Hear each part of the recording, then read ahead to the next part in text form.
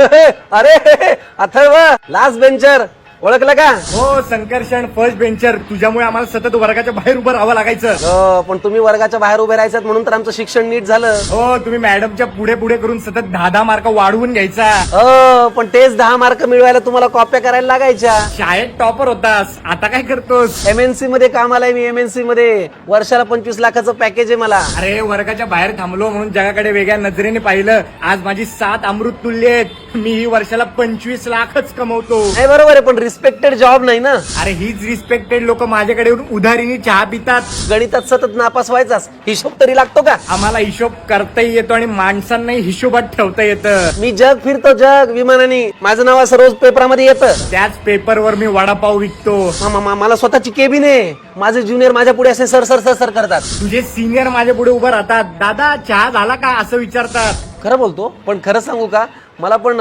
सारखा विचार यायचा की तुझं पुढे कसं होणार. अरे बापरे एवढी माझी काळजी. मग अरे तू शाळेला स्पोर्ट्स मध्ये मेडल जिंकून द्यायचास, मला फार भारी वाटायचं. हो तूही आपल्या शाळेसाठी ऑलिम्पिक जिंकला होतास. ऑलिम्पियाड. प्रत्येक जण आयुष्यात काहीतरी ना काहीतरी करतोच ना रे. खरंच आहे रे. उगाच आपण शाळेमध्ये तेव्हा फर्स्ट बेंचर आणि लास्ट बेंचर असं करत बसलो.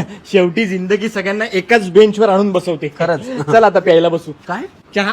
हा, काय रे अथर्व, तिथे सुदामेचे पोहे आहेत का? आता तुला का राडे घालायचेत?